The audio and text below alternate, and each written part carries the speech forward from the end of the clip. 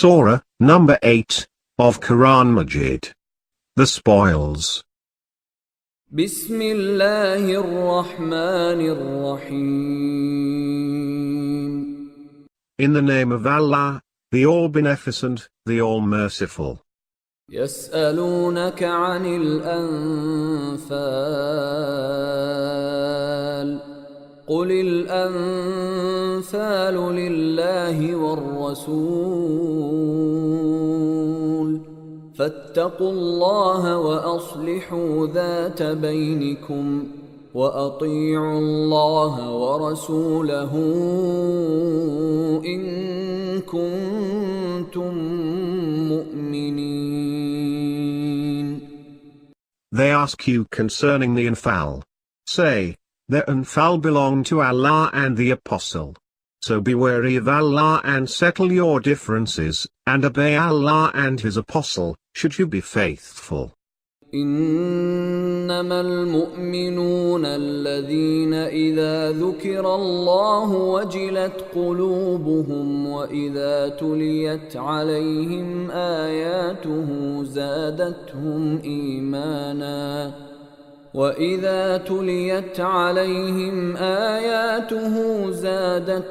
إيمانا وعلى ربهم يتوكلون.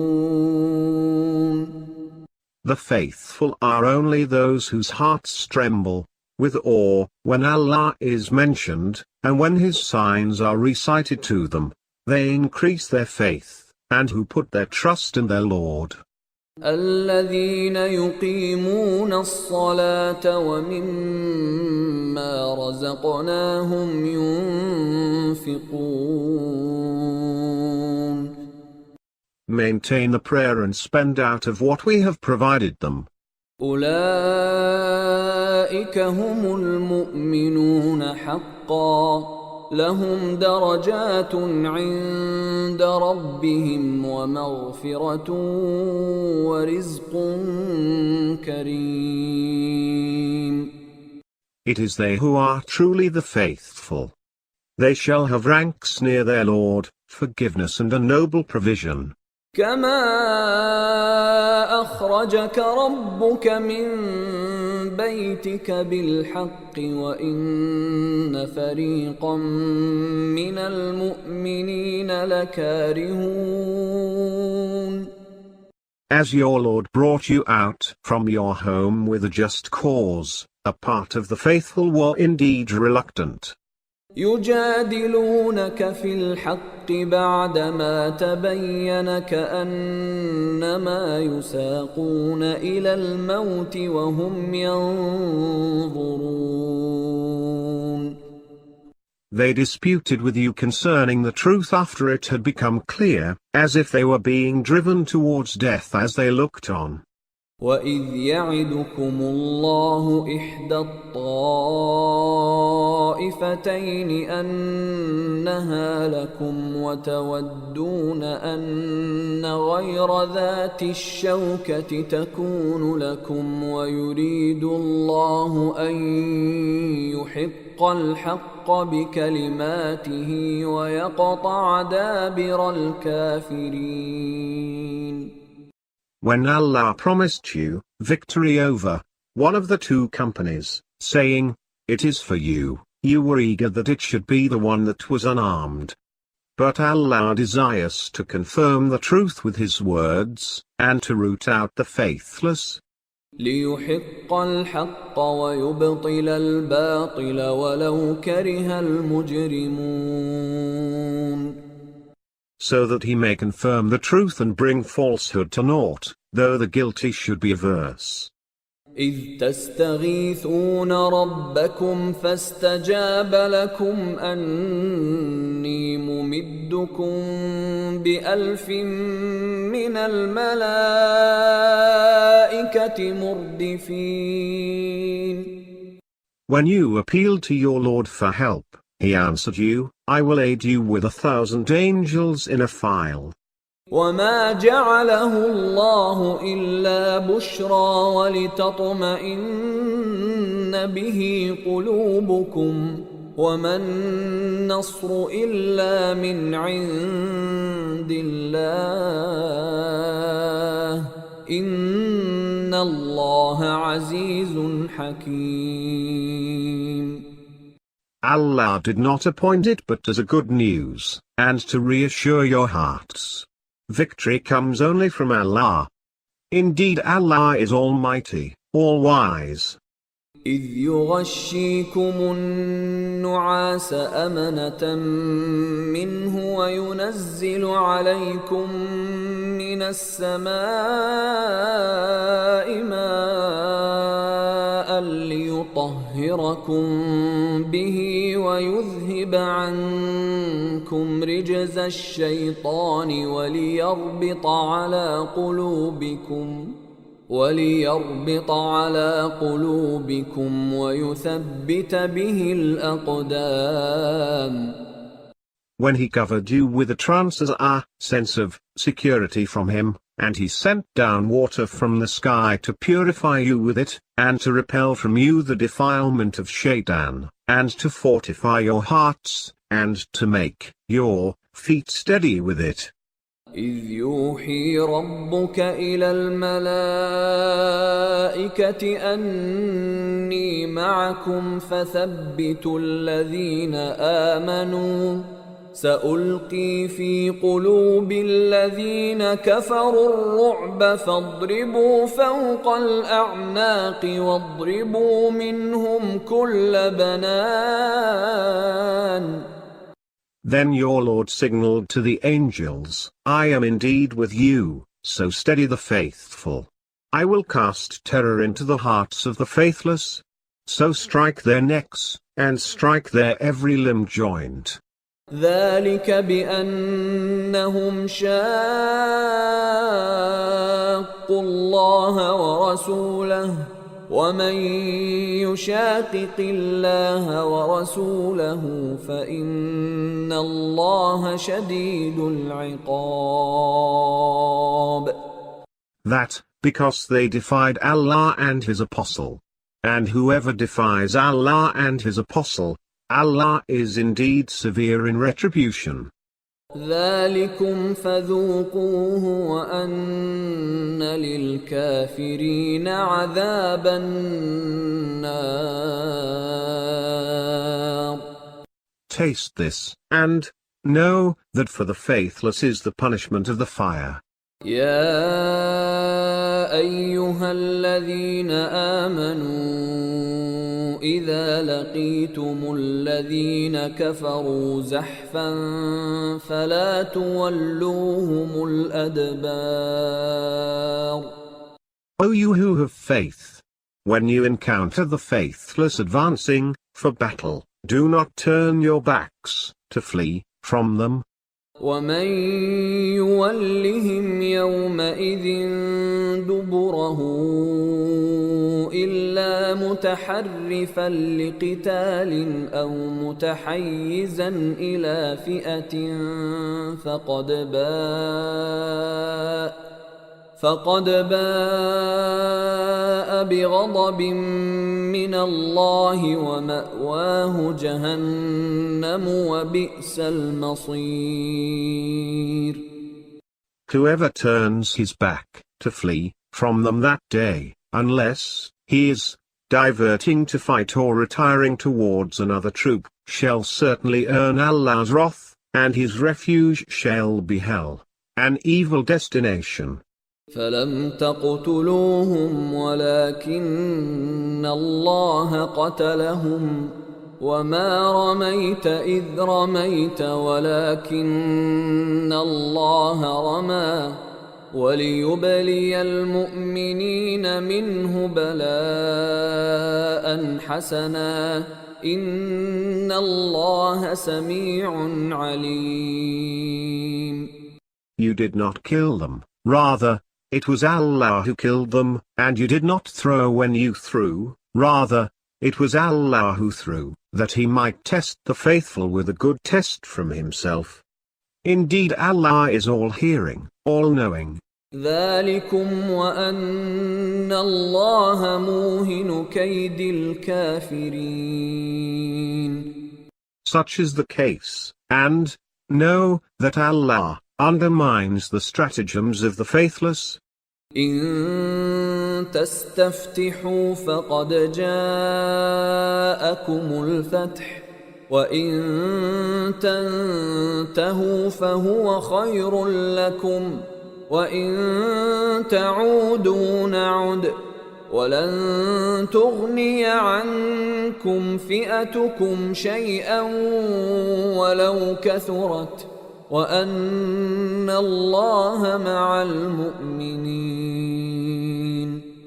If you sought a verdict, the verdict has certainly come to you, and if you cease your belligerence against the Prophet and his followers, it is better for you, but if you resume, we, too, shall return and your troops will never avail you though they should be ever so many, and know that Allah is with the faithful.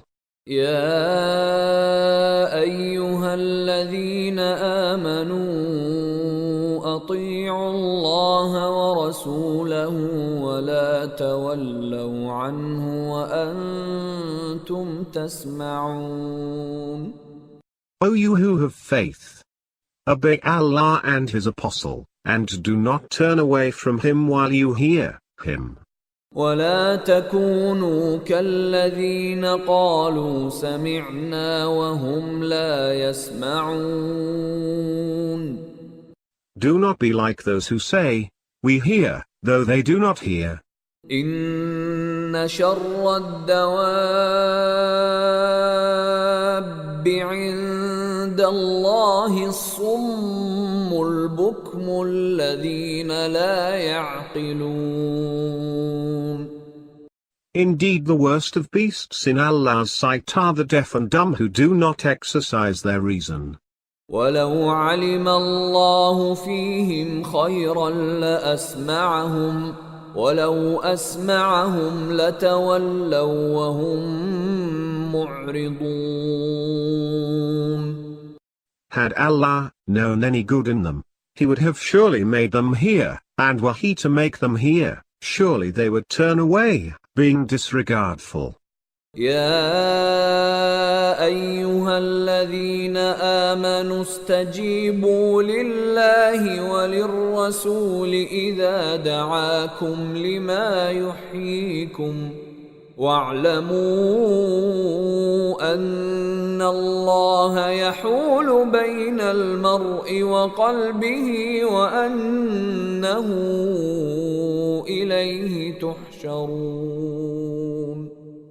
O you who have faith, answer Allah and the Apostle when he summons you to that which will give you life.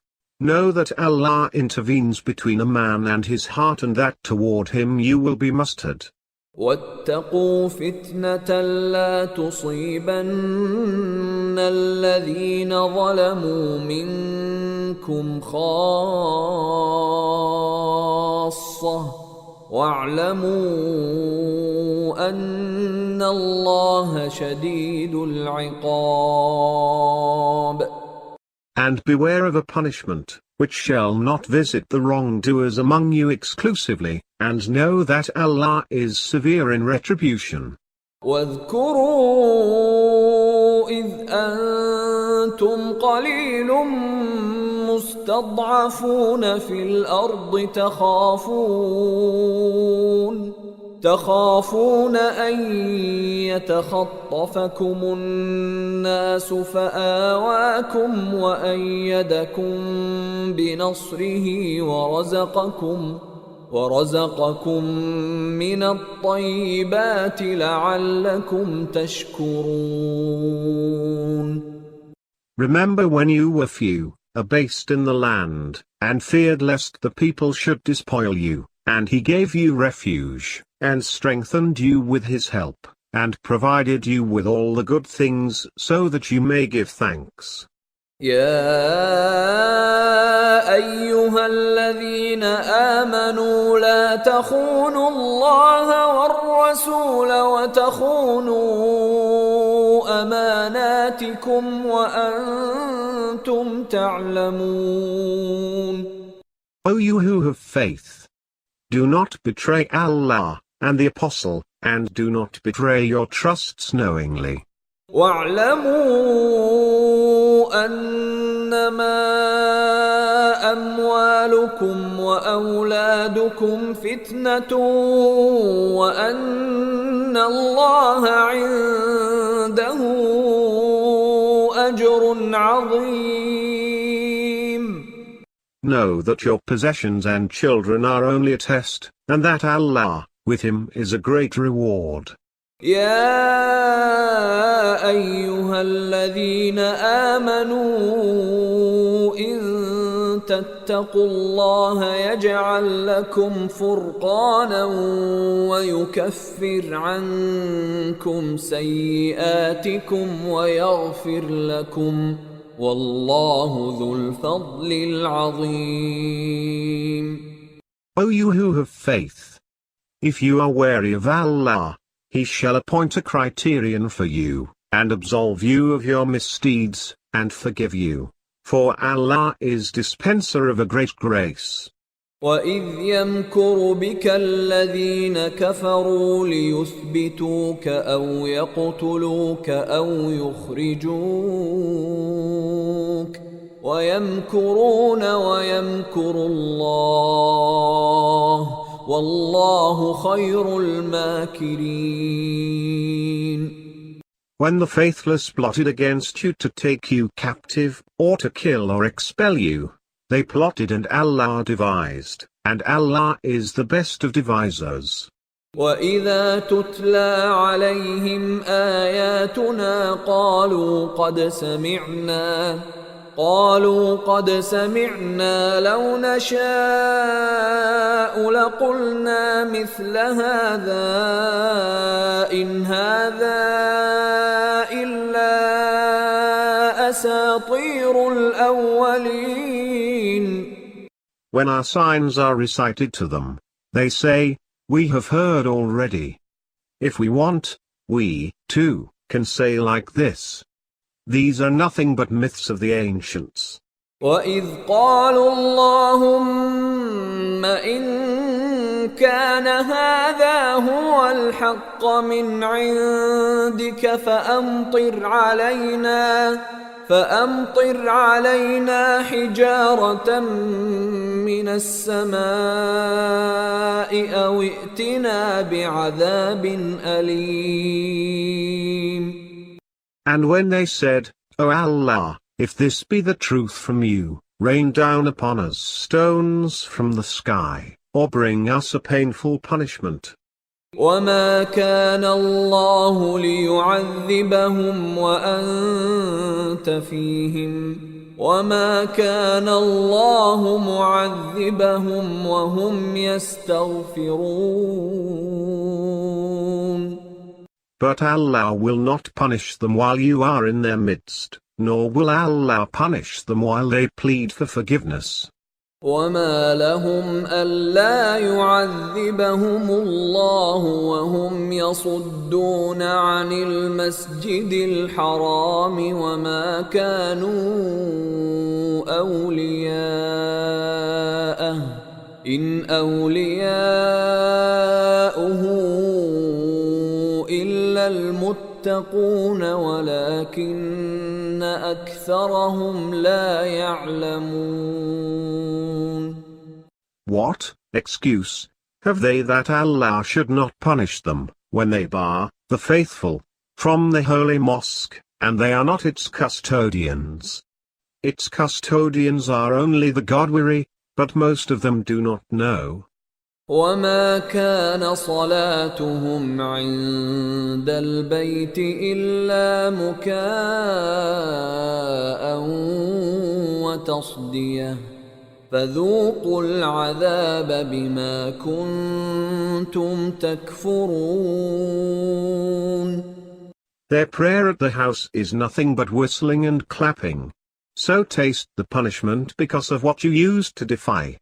إِنَّ الَّذِينَ كَفَرُوا يُنْفِقُونَ أَمْوَالَهُمْ لِيَصُدُّوا عَنْ سَبِيلِ اللَّهِ فسينفقونها ثم تكون عليهم حسرة ثم يغلبون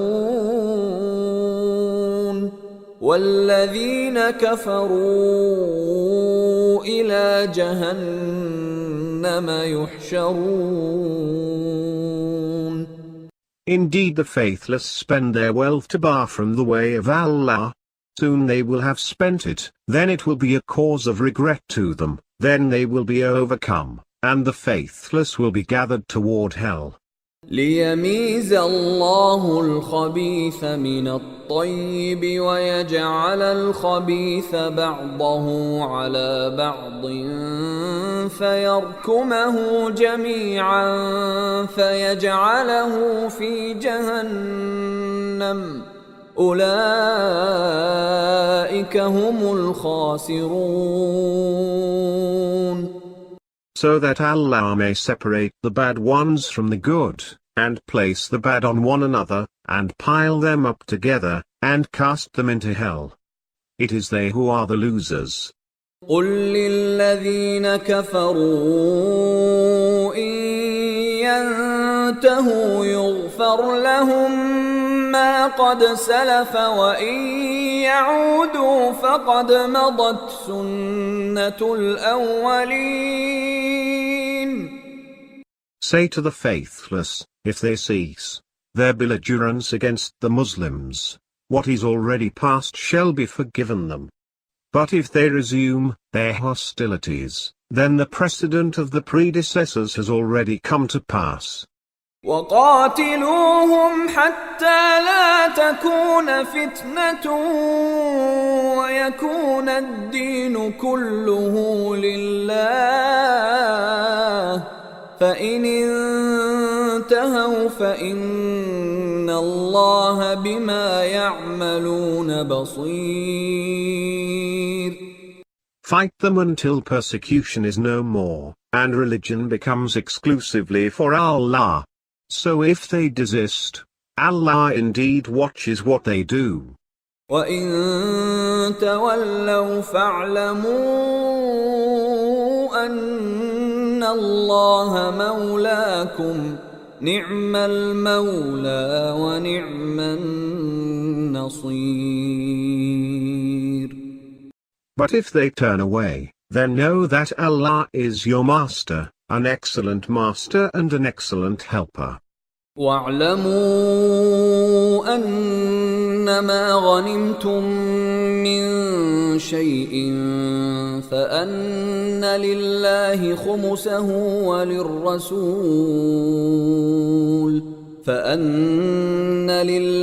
خُمُسَهُ وللرسول ولذي القربى واليتامى والمساكين وابن السبيل إن كنتم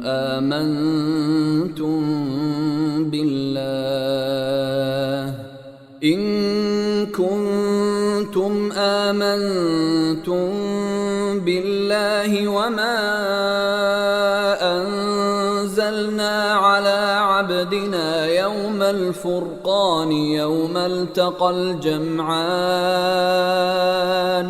والله على كل شيء قدير. Know that whatever thing you may come by, a fifth of it is for Allah and the Apostle, for the relatives and the orphans, for the needy and the traveler, if you have faith in Allah and what we sent down to our servant on the day of separation, the day when the two hosts met, and Allah has power over all things. إذ أنتم بالعدوة الدنيا وهم بالعدوة القصوى والركب أسفل منكم ولو تواعدتم لاختلفتم في الميعاد ولكن ليقضي الله أمرا كان مفعولا ليهلك من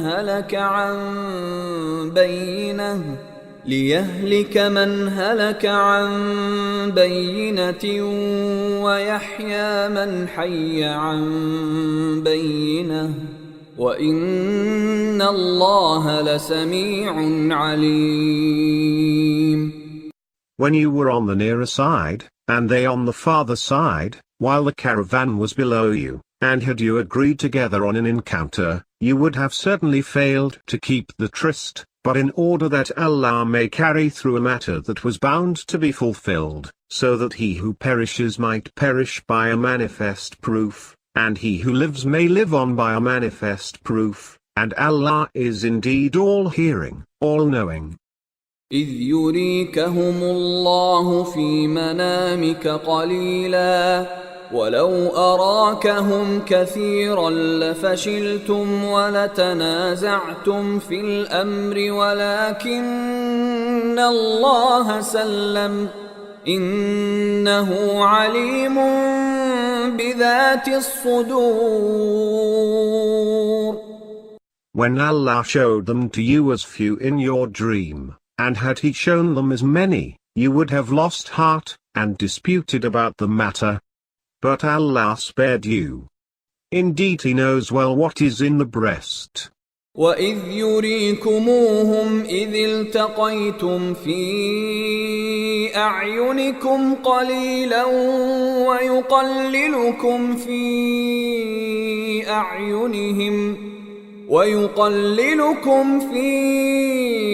أَعْيُنِهِمْ لِيَقْضِيَ اللَّهُ أَمْرًا كَانَ مَفْعُولًا وَإِلَى اللَّهِ تُرْجَعُ الْأُمُورُ. And when he showed them to you as few in your eyes, when you met them, on the battlefield, and he made you appear few in their eyes, it was in order that Allah may carry through a matter that was bound to be fulfilled, and to Allah all matters are returned. يا أيها الذين آمنوا إذا لقيتم فئة فاثبتوا واذكروا الله كثيرا لعلكم تفلحون. O you who have faith! When you meet a host, in battle, then stand firm, and remember Allah greatly so that you may be felicitous. وَأَطِيعُوا اللَّهَ وَرَسُولَهُ وَلَا تَنَازَعُوا فَتَفْشَلُوا وَتَذْهَبَ رِيحُكُمْ وَاصْبِرُوا إِنَّ اللَّهَ مَعَ الصَّابِرِينَ. And obey Allah and His Apostle, and do not dispute, or you will lose heart and your power will be gone. And be patient, indeed Allah is with the patient. ولا تكونوا كالذين خرجوا من ديارهم بطرا ورئاء الناس ويصدون عن سبيل الله والله بما يعملون محيط. Do not be like those who left their homes vainly and to show off to the people, and to bar other people from the way of Allah, and Allah comprehends what they do.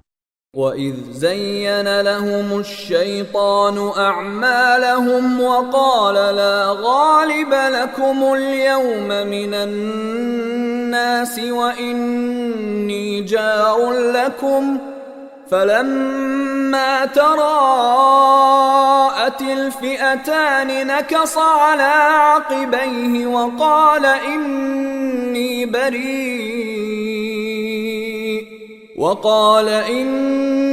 بَرِيءٌ مِّنكُمْ إِنِّي أَرَى مَا لَا تَرَوْنَ إِنِّي أَخَافُ اللَّهَ وَاللَّهُ شَدِيدُ الْعِقَابِ.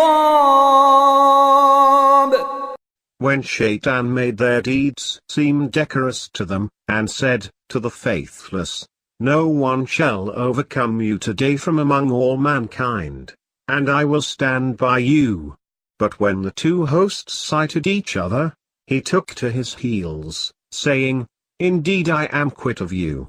I see what you do not see. Indeed I fear Allah, and Allah is severe in retribution. إذ يقول المنافقون والذين في قلوبهم مرض غر هؤلاء دينهم ومن يتوكل على الله فإن الله عزيز حكيم. When the hypocrites said, and, also, those in whose hearts is a sickness, their religion has deceived them. But whoever puts his trust in Allah, then Allah is indeed Almighty, All-Wise. ولو ترى إذ يتوفى الذين كفروا الملائكة يضربون وجوههم وأدبارهم وذوقوا عذاب الحريق. Were you to see when the angels take away the faithless, striking their faces and their backs, saying, taste the punishment of the burning. ذلك بما قدمت أيديكم وأن الله ليس بظلام للعبيد. That is because of what your hands have sent ahead, and because Allah is not tyrannical to the servants. كدأب آل فرعون والذين من قبلهم كفروا بآيات الله فأخذهم الله بذنوبهم إن الله قوي شديد العقاب. Like the precedent of Pharaoh's clan and those who were before them, who defied Allah's signs, so Allah seized them for their sins. Indeed Allah is all-strong, severe in retribution. ذلك بأن الله لم يك مغيرا نعمة أنعمها على قوم حتى يغيروا ما بأنفسهم وأن الله سميع عليم. That is because Allah never changes a blessing that He has bestowed on a people unless they change what is in their own souls, and Allah is all-hearing, all-knowing. كدأب آل فرعون والذين من قبلهم كذبوا بآيات ربهم فأهلكناهم بذنوبهم وأغرقنا آل فرعون وكل كانوا ظالمين. Like the precedent of Pharaoh's clan and those who were before them, who denied the signs of their Lord, so we destroyed them for their sins. And we drowned Pharaoh's clan, and they were all wrongdoers. إن شر الدواب عند الله الذين كفروا فهم لا يؤمنون. Indeed the worst of beasts in Allah's sight are those who are faithless, so they will not have faith. الذين عاهدت منهم ثم ينقضون عهدهم في كل مرة وهم لا يتقون. Those with whom you made a treaty, and who violated their treaty every time, and who are not God-wary. فإما تثقفنهم في الحرب فشرد بهم من خلفهم لعلهم يذكرون. So if you confront them in battle, treat them in such a wise as to disperse those who are behind them, so that they may take admonition. وإما تخافن من قوم خيانة فانبذ إليهم على سواء إن الله لا يحب الخائنين.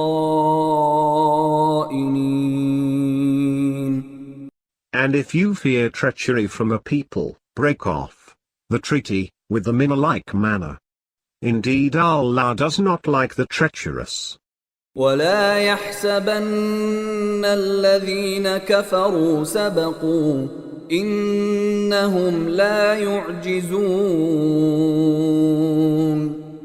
Let the faithless not suppose that they have outmaneuvered Allah. Indeed, they cannot frustrate His power.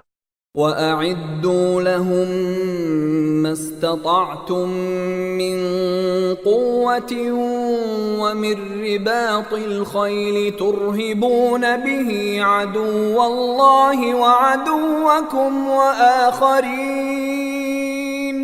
وآخرين من دونهم لا تعلمونهم الله يعلمهم وما تنفقوا من شيء في سبيل الله يوفى إليكم وأنتم لا تظلمون. Prepare against them whatever you can of military power and war horses, doing thereby the enemy of Allah, and your enemy, and others besides them, whom you do not know, but Allah knows them. And whatever you spend in the way of Allah will be repaid to you in full, and you will not be wronged. وَإِن جَنَحُوا لِلسَّلْمِ فَاجْنَحْ لَهَا وَتَوَكَّلْ عَلَى اللَّهِ إِنَّهُ هُوَ السَّمِيعُ الْعَلِيمُ. If they incline toward peace, then you, too, incline toward it. And put your trust in Allah. Indeed, He is the all-hearing, the all-knowing. وَإِن يُرِيدُوا أَن يَخْدَعُوكَ فَإِنَّ حَسْبَكَ اللَّهُ هُوَ الَّذِي أَيَّدَكَ بِنَصْرِهِ وَبِالْمُؤْمِنِينَ. But if they desire to deceive you, Allah is indeed sufficient for you. It is He who strengthened you with His help and with the means of the faithful. وَأَلَّفَ بَيْنَ قُلُوبِهِمْ لَوْ أَنفَقْتَ مَا فِي الْأَرْضِ جَمِيعًا مَا أَلَّفْتَ بَيْنَ قُلُوبِهِمْ وَلَكِنَّ اللَّهَ أَلَّفَ بَيْنَهُمْ إِنَّهُ عَزِيزٌ حَكِيمٌ. And united their hearts. Had you spent all that is in the earth, you could not have united their hearts, but Allah united them together. Indeed, He is Almighty, All-Wise. يا أيها النبي حسبك الله ومن اتبعك من المؤمنين. O Prophet, sufficient for you is Allah and those of the faithful who follow you. يا أيها النبي حرض المؤمنين على القتال إن يكن منكم 20 صابرون يغلبوا 200 وإن يكن منكم 100 يغلبوا 1000 من الذين كفروا بأنهم قوم لا يفقهون. O Prophet, urge on the faithful to fight. If there be 20 patient men among you, they shall overcome 200, and if there be 100 of you, they shall overcome 1,000 of the faithless, for they are a lot who do not understand. الآن خفف الله عنكم وعلم أن فيكم ضعفا فإن يكن منكم 100 صابرة يغلبوا 200 وإن يكن منكم منكم ألف يغلبوا ألفين بإذن الله والله مع الصابرين. Now Allah has lightened your burden, knowing that there is weakness in you. So if there be 100 patient men among you, they shall overcome 200, and if there be 1,000, they shall overcome 2,000, by Allah's leave, and Allah is with the patient. ما كان لنبي أن يكون له أسرى حتى يثخن في الأرض تريدون عرض الدنيا والله يريد الآخرة والله عزيز حكيم. A prophet may not take captives until he has thoroughly decimated the enemy in the land. You desire the transitory gains of this world, while Allah desires, for you, the reward of the hereafter, and Allah is Almighty, All-Wise. لولا كتاب من الله سبق لمسكم فيما أخذتم عذاب عظيم. Had it not been for a prior decree of Allah, surely there would have befallen you a great punishment for what you took. فكلوا مما غنمتم حلالا طيبا واتقوا الله إن الله غفور رحيم. Avail yourselves of the spoils you have taken as lawful and good, and be wary of Allah. Indeed Allah is all forgiving, all merciful. يا أيها النبي قل لمن في أيديكم من الأسرى إن يعلم الله في قلوبكم خيرا يؤتكم خيرا مما أخذ منكم ويغفر لكم والله غفور رحيم. O Prophet, say to the captives who are in your hands, if Allah finds any good in your hearts, He will give you something which is better than what has been taken away from you, and He will forgive you, and Allah is all forgiving, all merciful. وَإِن يُرِيدُوا خِيَانَتَكَ فَقَدْ خَانُوا اللَّهَ مِن قَبْلُ فَأَمْكَنَ مِنْهُمْ وَاللَّهُ عَلِيمٌ حَكِيمٌ.